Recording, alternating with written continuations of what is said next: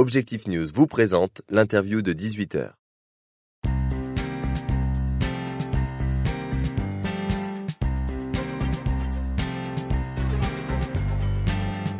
Bonsoir à tous, merci de nous rejoindre sur objectifnews.tv pour l'interview de 18h.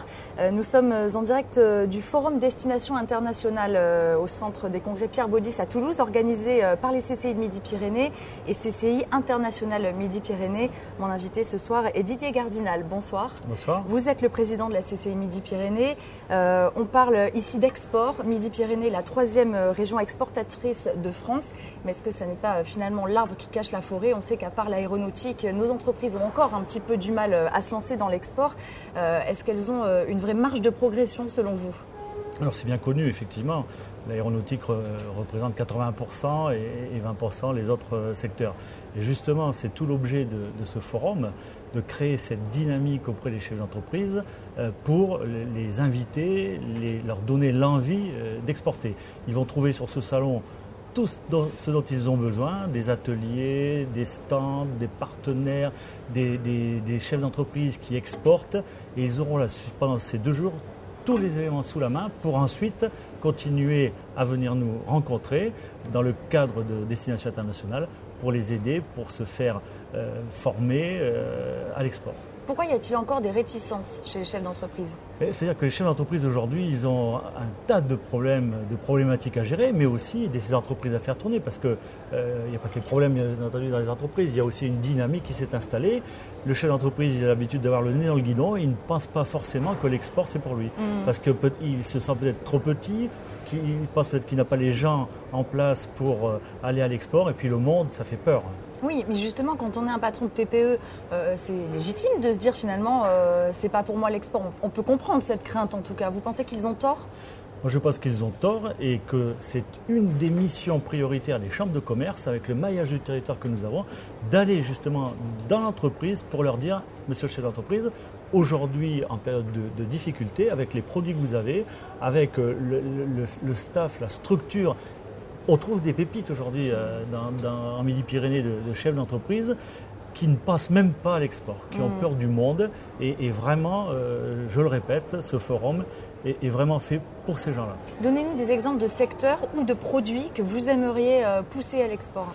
Regardez, on vient d'avoir une démonstration flagrante d'une entreprise qui s'appelle TAT, qui travaille dans l'audiovisuel, 3 créateurs associés qui n'auraient jamais imaginé à l'export, n'auraient même pas imaginé devenir chef d'entreprise. Et donc c'est le genre d'entreprise, c'est une entreprise, ce sont des métiers de service et non pas de l'industrie, et c'est une pépite qui aujourd'hui exporte dans 100 pays différents depuis 2000. Ils exportent des dessins animés. Ils exportent des dessins animés.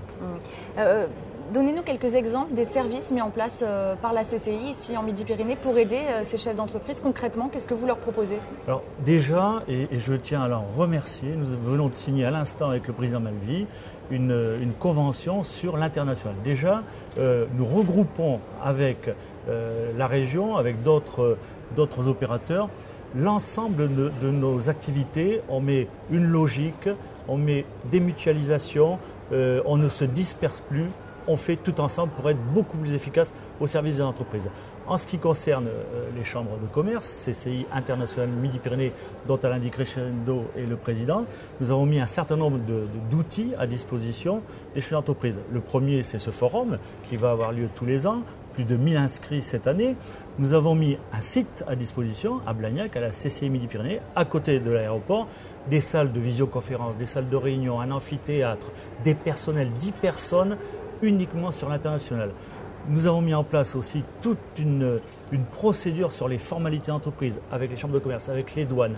Nous avons créé un club entreprise très important, presque 300 inscrits à ce jour, où des chefs d'entreprise, gros, petits, moyens, primo-exportateurs, déjà exportateurs confirmés, vont se rencontrer, vont discuter ensemble et on parlait d'envie tout à l'heure et vont donner envie aux chefs d'entreprise qui n'exportent pas encore mais qui sont intéressés pour aller à l'international. Est-ce que vous avez des moyens d'évaluer ces retombées de tous ces services mis à disposition? Bien entendu, parce que les services, on ne donne pas les services, on n'aiguille pas et on ne laisse pas tomber l'entreprise une fois qu'elle a fait son premier salon ou sa première commande à l'international.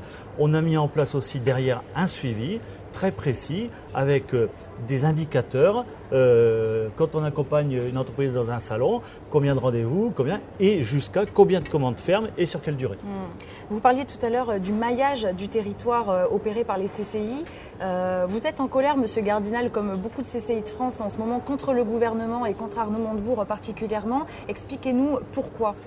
Alors, on n'est pas en colère, on est très en colère. On est très en colère parce qu'aujourd'hui, un rapport de l'IGF met au banc des accusés les chambres de commerce, nous disant qu'on gère mal, qu'on fait des missions qui ne nous concernent pas, on gère mal, on a des réserves.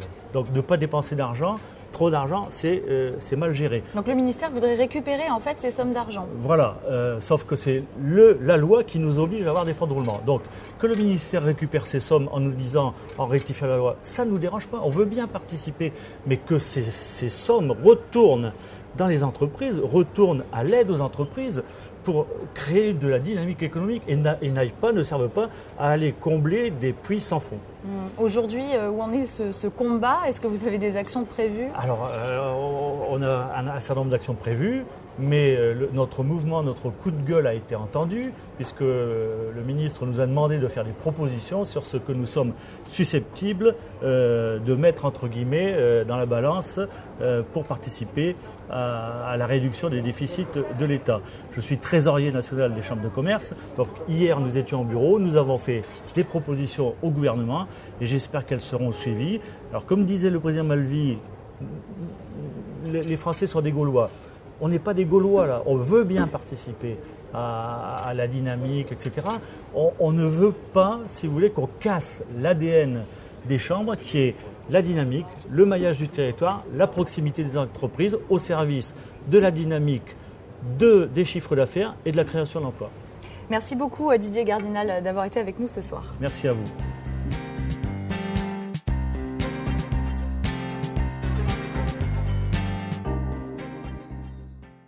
Objectif News vous a présenté l'interview de 18h.